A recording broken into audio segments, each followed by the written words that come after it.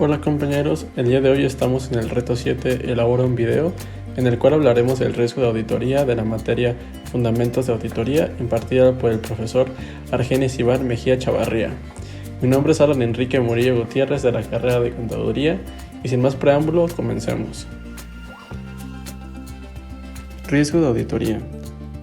La NIE 200 Objetivos Generales del Auditor Independiente y realización de una auditoría de acuerdo con las normas internacionales de auditoría define el riesgo de auditoría como el riesgo de que el auditor exprese una opinión de auditoría inapropiada cuando los estados financieros están representados de una manera errónea de importancia relativa.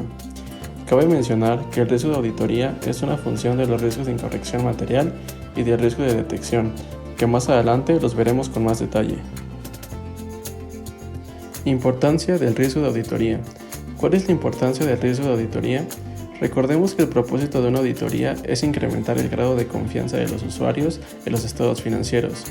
Esto se logra cuando el auditor expresa y da una opinión sobre si los estados financieros están elaborados correctamente de acuerdo con un marco de referencia de información financiera aplicable.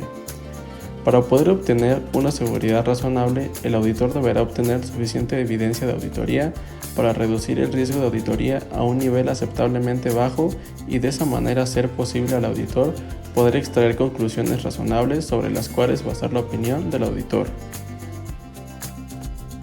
Antes de continuar con la clasificación de los riesgos, es importante que entendamos algunos conceptos que estarán presentes en la terminología de las NIAs, ya que de no entenderlos se nos complicará poder comprender el tema en su totalidad.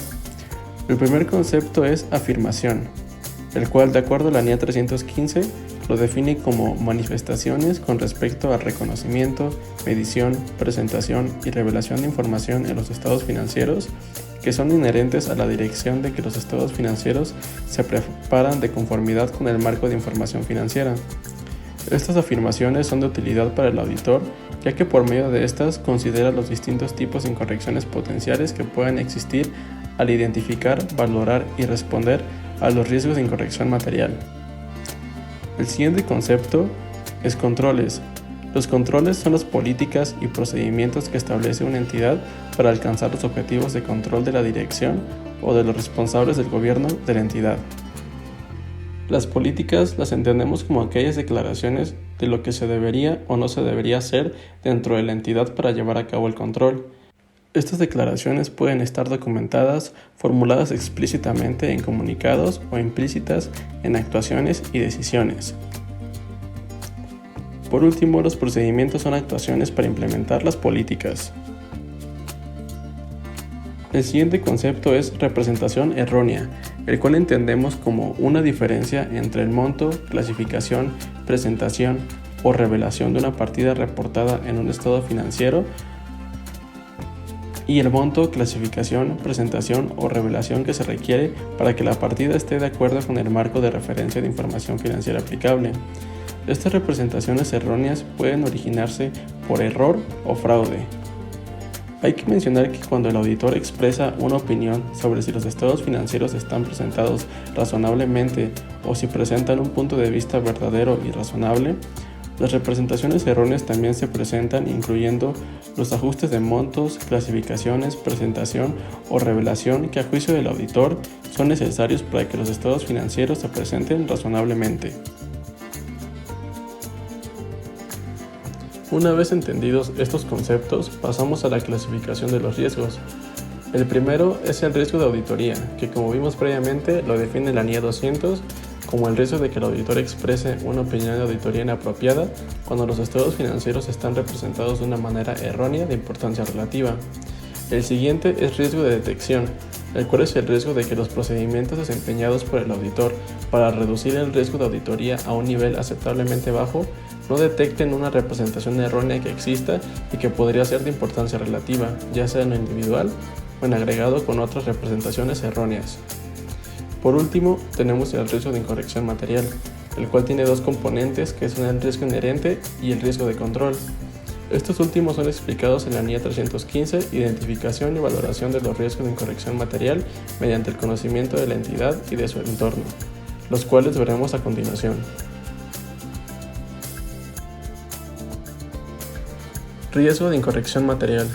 Las NIAs definen el riesgo de incorrección material como el riesgo de que los estados financieros contengan incorrecciones materiales antes de la realización de la auditoría. Por tanto, es un riesgo sobre el que el auditor no tiene ningún tipo de control.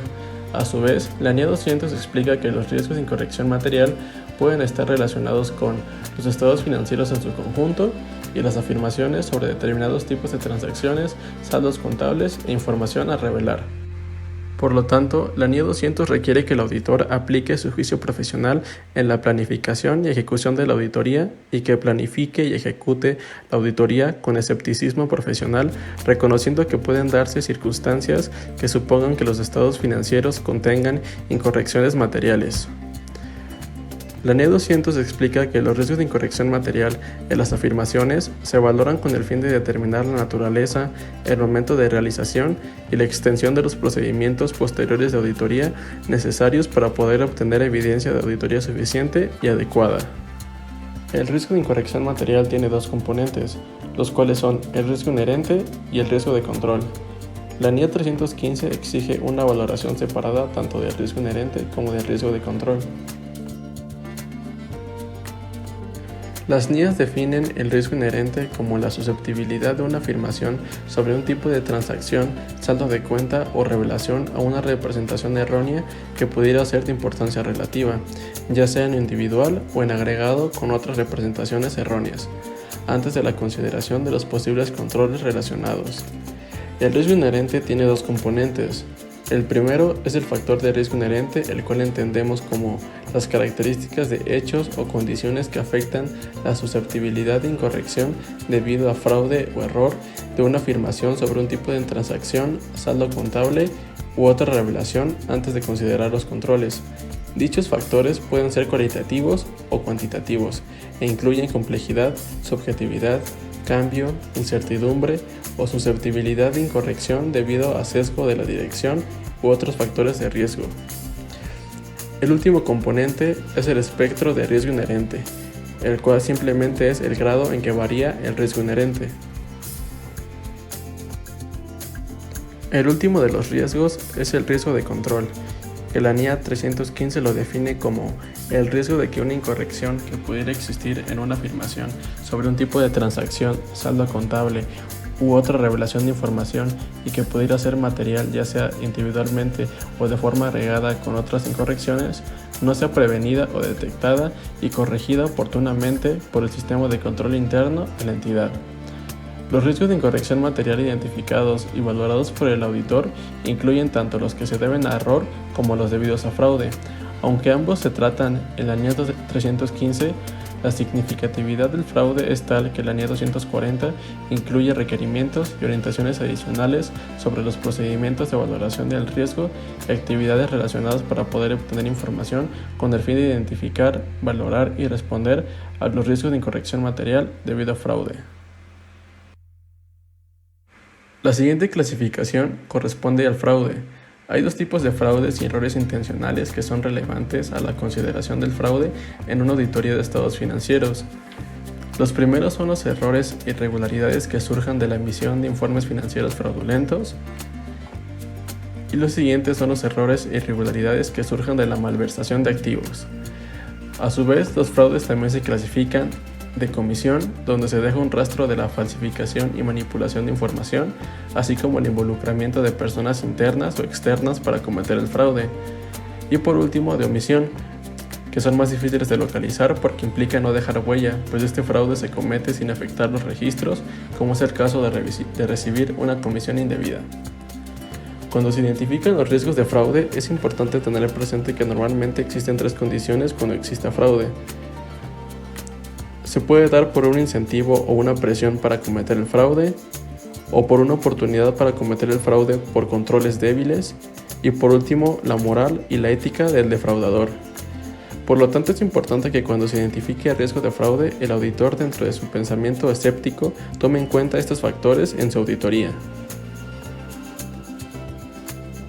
Tipos de fraude. Los fraudes y errores que surjan de la emisión de informes financieros fraudulentos son fraudes y errores intencionales que incluyen omisiones de montos o revelaciones de los estados financieros diseñados para engañar a los usuarios de los estados financieros. La emisión de informes financieros fraudulentos puede lograrse por medio de lo siguiente: la manipulación, falsificación o modificación de los registros contables o documentos falsos de respaldo sobre los que se preparan los estados financieros. La representación errónea u omisión intencional de los estados financieros de eventos, transacciones u otra información significativa. La aplicación errónea intencional de las NIF correspondientes a montos, clasificación, forma de presentación o revelación. La emisión de informes financieros fraudulentos no necesariamente es el resultado de un plan o de una conspiración. Puede ocasionarse mediante los esfuerzos de la gerencia para administrar las ganancias con el fin de influenciar las percepciones de los usuarios de los estados financieros con respecto al desempeño y la rentabilidad de la entidad. Seguimos con la malversación de activos. Los fraudes o errores e irregularidades que surjan de la malversación de activos, a la que a veces se le hace referencia como robo o abuso de confianza, incluye el robo de los activos de una entidad que resulten en un error o irregularidad importante en los estados financieros. La malversación de activos puede lograrse de diferentes formas que incluyen la malversación de las entradas de mercancías o servicios, el robo de los activos, pago por mercancía o servicios que no se hayan recibido, utilizar los activos de una entidad para uso personal. La malversación de activos puede estar acompañada de registros o documentos falsos o engañosos, posiblemente creados mediante la evasión de controles con el fin de ocultar el hecho de que los activos no existen o se han ignorado sin la debida autorización. Procedimientos de valoración del riesgo y actividades relacionadas. De acuerdo a la NIE 315, el auditor diseñará y aplicará procedimientos de valoración del riesgo con el fin de obtener evidencia de auditoría que proporcione una base adecuada para la identificación y valoración de los riesgos de incorrección material debida a fraude o error, tanto en los estados financieros como en las afirmaciones contenidas en estos, y el diseño de procedimientos posteriores de auditoría de conformidad con la NIE 330.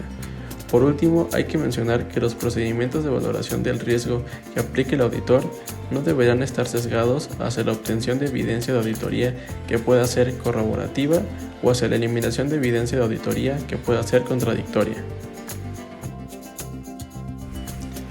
Los procedimientos de valoración del riesgo incluirán los siguientes: indagaciones ante la dirección y ante otras personas apropiadas de la entidad, incluidas personas de la función de auditoría interna en caso de que exista esta función.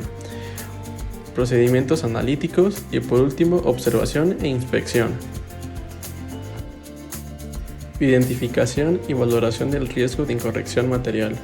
El auditor identificará los riesgos de incorrección material y determinará si existen en los estados financieros o en las afirmaciones sobre determinados tipos de transacciones, saldos contables, información a revelar. Para los riesgos identificados de incorrección material en los estados financieros, el auditor valorará los riesgos y determinará si dichos riesgos afectan a la valoración de riesgos de las afirmaciones y evaluará la naturaleza y extensión de su efecto generalizado sobre los estados financieros.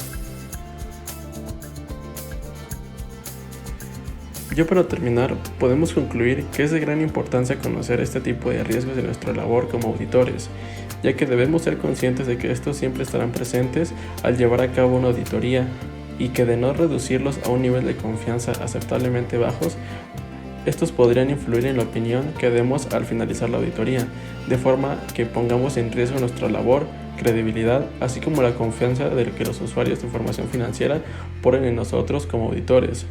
Conocer la forma de identificarlos, valorarlos y los procedimientos para reducirlos asegurarán un nivel de calidad óptimo en nuestra labor como auditores.